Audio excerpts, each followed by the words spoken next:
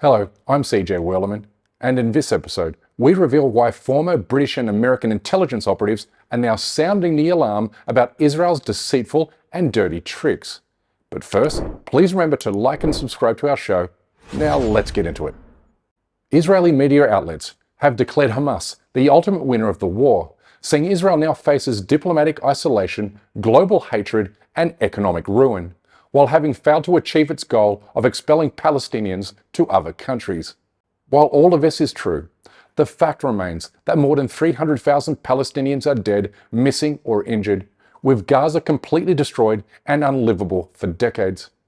But ascribing victory to Hamas helps get the world off Israel's back, because it will now claim that not only did it suffer a heavy defeat on October 7, 2023, but also that it failed to defeat its enemy 2 years later. Therefore, perpetuating the bogus notion of perpetual Israeli and Jewish victimhood. Israel has never abided by a ceasefire, ever. For Israel, a ceasefire means a tactical pause, an opportunity to regroup, plan and mobilize forces for the next effort to expel Palestinians from Palestine permanently. More importantly, Israel is increasingly desperate now that it feels cornered and having failed to convince the world that Hamas was in every single one of these homes, every school, every mosque, and every building on every street, and as far as the eye can see. The United Nations has called this a genocide, and now a clear majority of Americans hate Israel and express a desire to end all financial and military assistance to the Zionist state, all of which has left Zionist leaders in a state of dread and panic, which is why Israel is in a propaganda overdrive, having launched a billion-dollar propaganda campaign to restore its shattered reputation in America and Europe. It aims to use the media to incite hatred and fear of Arabs and Muslims. It will convince Christians in the West that Israel stands on the front line of a new holy war against Islam, and then will double down on this manufactured hysteria by carrying out false flag terror attacks in the West. We are fighting the battle of the free world. We are fighting the battle to prevent the barbarians from storming into Europe, first from conquering all the Middle East, storming into Europe, and then attacking the United States. Now, whether or not people see it, it's true. And I'm very proud of our soldiers who, in defending ourselves so courageously, are also defending all of free civilization. Our enemies hate all of us with equal venom. They want to drag the modern world back to the past, to a dark age of violence, fanaticism, and terror. On the 24th of September, we forewarned Israel was making preparations for a false flag terror attack in the United Kingdom or the United States, a prediction based on the fact that Zionists suddenly began hyperventilating about the imminent likelihood of another 9/11, the day after a half-dozen Western countries officially recognized Palestinian statehood. Now guess what happened just 12 days after we aired this warning on this episode? A deadly attack on a synagogue in Manchester, on the holiest day in the Jewish calendar. Manchester police are saying they are at the scene of a reported stabbing. There's someone in the crowd shouted, "He's got something on him." And as I turned round, he was literally stabbing at the synagogue window door, trying to get in. Police shot dead the attacker, 35-year-old Jahed al-Shami. Our prediction was also based on Israel's history of staging false flag terrorist attacks to turn Americans and Europeans against Palestinians, Arabs, and Muslims, which is exactly what Zionist-friendly media outlets attempted to do in the wake of the Manchester synagogue attack, with front-page headlines screaming blame and responsibility upon Islam. Right on cue, the British media was quick to conflate a criminal act with an entire religion, with this headline telling you everything you need to know in suggesting Palestinians and pro-Palestine supporters are to blame for the attack against British Jews in Manchester. But even more alarming is that not one major media outlet raised a single eyebrow about the convenient timing of the attack, and I mean convenient for the state of Israel. And nor did the media question any of the many questionable, dubious, or suspicious circumstances.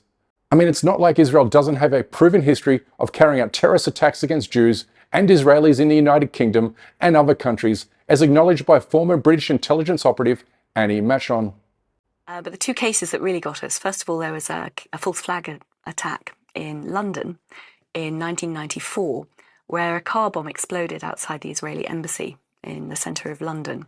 Now, I remember this vaguely. This is, we're talking 14 years ago. It's a long time ago. But it was huge at the time. I mean, it was a huge worldwide story. Yeah, yeah. In fact, there'd been an earlier attack against some Jewish interest section in Buenos Aires earlier that year as well.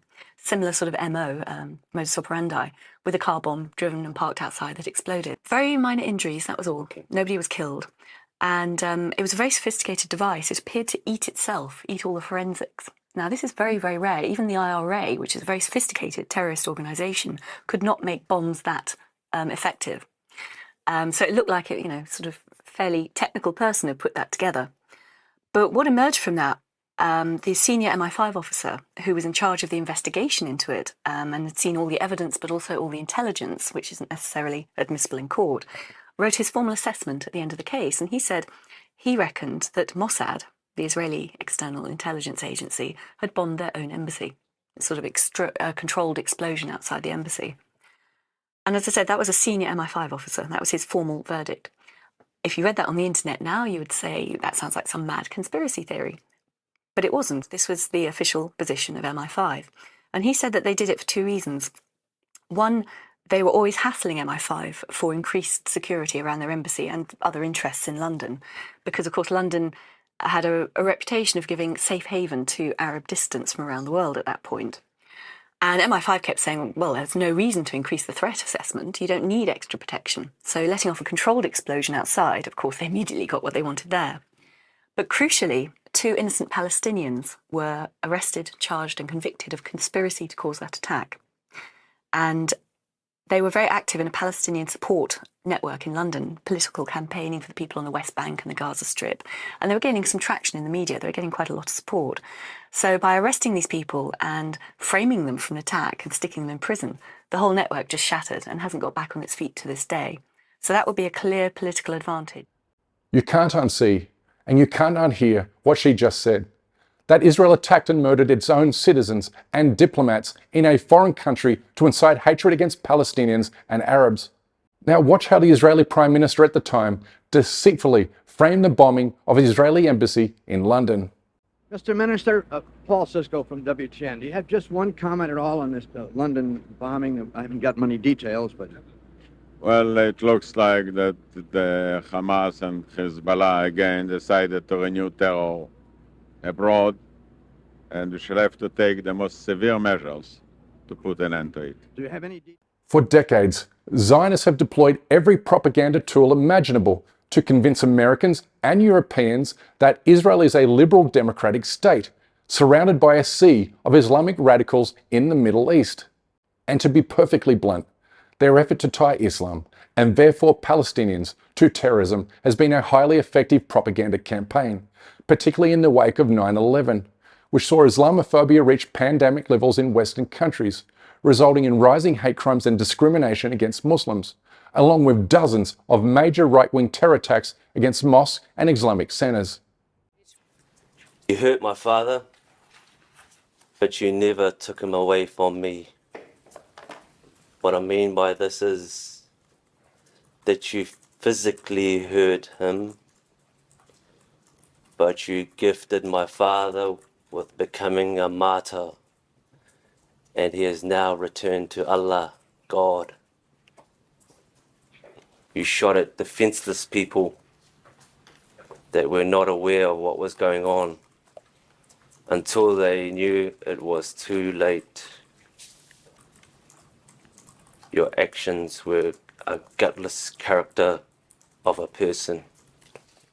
This photo, taken nearly 4 decades ago, shows Palestinian Christians protesting against the Zionist occupation of Bethlehem, therefore making a mockery of Zionists like Netanyahu, who falsely claim Palestinian resistance is rooted in Islam and not anchored in their lawful right for liberation and self-determination. It's time for Americans to wake up and listen to former CIA operatives like Dr. Michael Scheuer, who was the chief of the agency's team that hunted down Osama bin Laden in Afghanistan and Pakistan. Israel is utterly worthless in terms of United States interests. It produces nothing we need. It gives us nothing we need.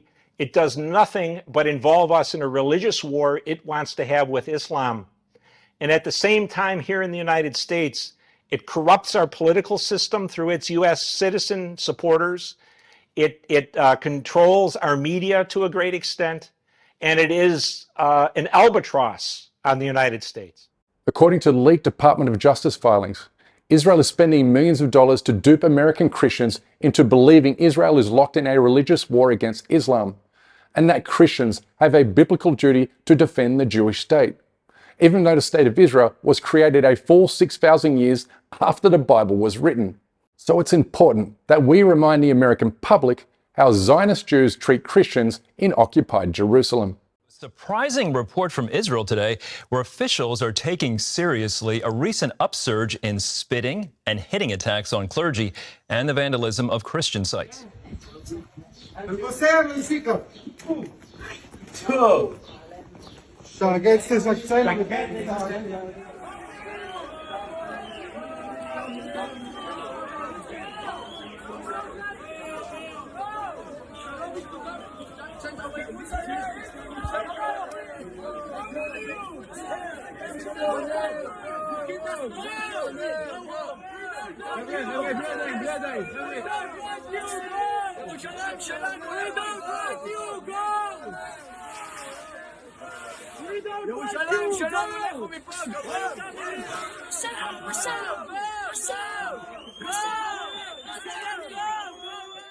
Israel's total sense of impunity has now reached a level in which its leaders boastfully claim that international law does not apply to Jews because they are God's chosen people. In the mind of a Zionist, only Israeli lives matter because Zionism is Jewish Nazism.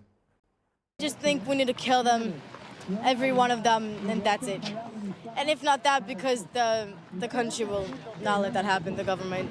Just the least we can do is just kick them out of our land, because this is our home, this is our land, and we deserve it. To hide its criminality and barbarism, Israel is pressuring social media platforms into censoring and silencing accounts that disrupt its bogus narratives, which is why our channel is among more than 25,000 pro-Palestine accounts to be deleted or demonetized by YouTube and Google, which means we no longer receive a single penny of revenue for our content. Therefore, our survival is solely dependent upon those who kindly and generously support our team via membership on Patreon. For this reason, we kindly ask that you please join them in supporting our effort to expose and confront injustices in the Muslim world by becoming a member at patreon.com/CJWerleman. We can't produce, sustain, and grow this show without your help, and we offer exclusive benefits to those who do. But for now, good night, good morning, wherever you are, and stay blessed.